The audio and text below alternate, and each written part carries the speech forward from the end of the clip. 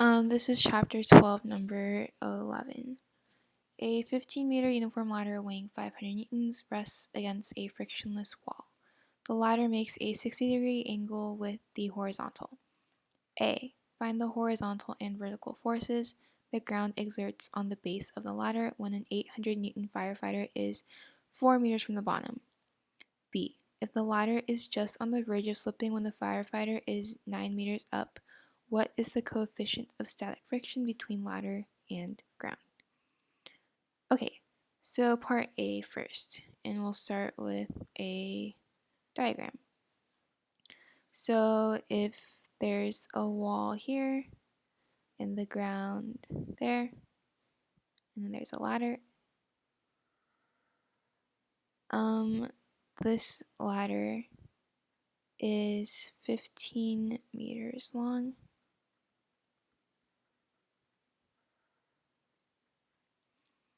And there's a fireman on it here,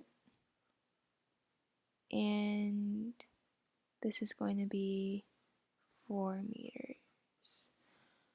So, we'll draw the forces acting on it. So first of all, there is the weight of the fireman and the weight of the ladder from its center of mass. So we'll call the weight of the ladder W1 and the weight of the fireman W2. This wall is frictionless, but there is still some type of a normal force, and we'll call that Fn1. Then here on the ground, there's a horizontal and vertical force, so we'll say that the horizontal force is friction, and we'll call the vertical force Fn2 because it's a normal force. And this angle we're given is 60 degrees.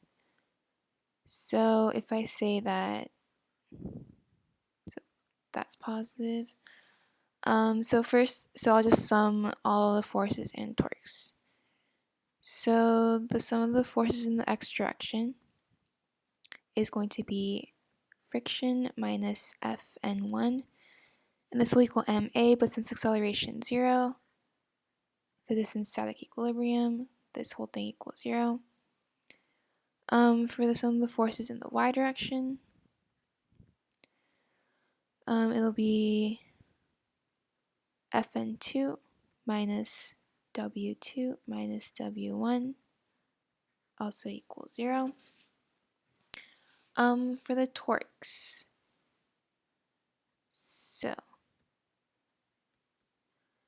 the torque of first the ladder. So remember that torque equals R cross F. So the radius, so I'll call this my axis because I don't know. It's the point where there's the most amount of number of forces that are unknown. And then so the torques for Fn2 and friction will both be 0. So first the torque for W1, the radius is going to be 7.5 meters because it's calculated from the center of mass. But so it'll be weight 1. But since torque is a cross product, it has to be perpendicular. So if I think about it, I want this component of weight 1. And so if this angle is theta, then this angle will be 90 minus, this angle is 90 minus theta. So then this angle is 90 minus the quantity of 90 minus theta. So this is also theta. So in this case, it's 60. So this component of weight 1 will be W1 cosine 60. I'll do the same for weight 2. Oh, and it's negative because the torques, using the right hand rule, my thumb will point into the page.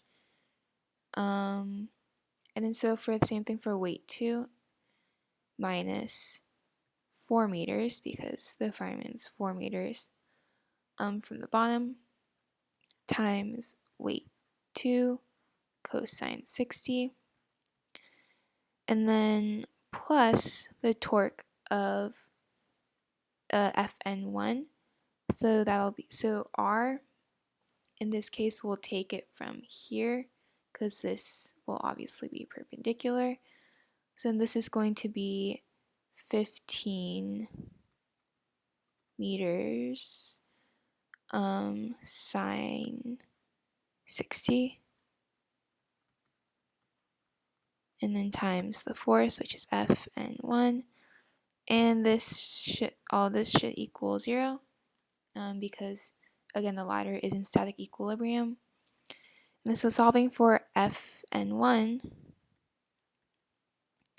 it'll be 7.5 meters times 500 newtons cosine 60 plus 4 meters times 800 newtons cosine 60 divided by 15 meters times sine 60, and you'll get approximately 267.5 newtons.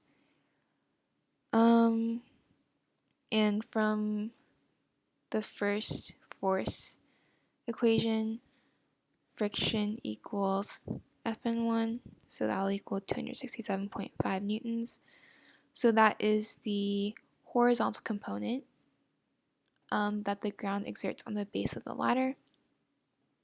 The vertical component is Fn2, and from the second equation, we know that that equals weight 1 plus weight 2. 800 plus 500 is 1300 newtons. So that's the vertical component of the force that the ground exerts on the base of the ladder. So for part B, so the ladder is just on the verge of slipping when the firefighter is 9 meters up. Okay, so a new diagram. Ground and the wall.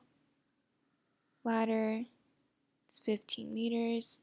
Fireman is somewhere here. So that's going to be 9 meters. And the whole length is 15 meters. I'm again labeling our forces, so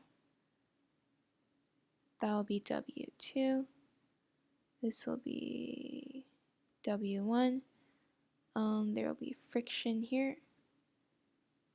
Normal force Fn2, and normal force here Fn1. Okay, so same thing, summing our forces.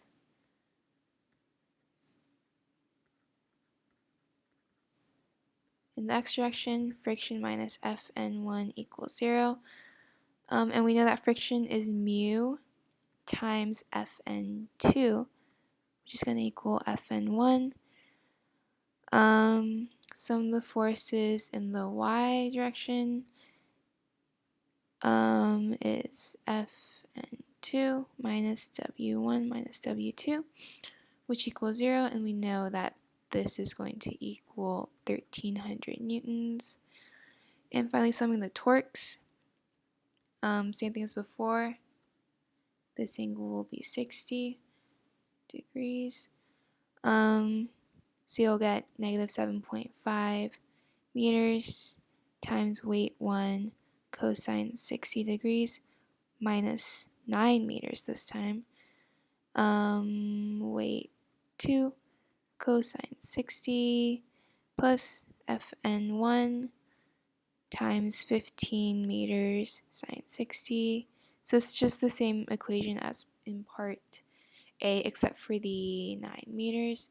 So if you solve for Fn1, you'll get that will be 421.5 newtons. So from here, you know that mu is equal to Fn1 over Fn2. So that'll be 1300 newtons, nope, 421.5 newtons over 1300 newtons. That'll be approximately 0.324, which is the coefficient of static friction.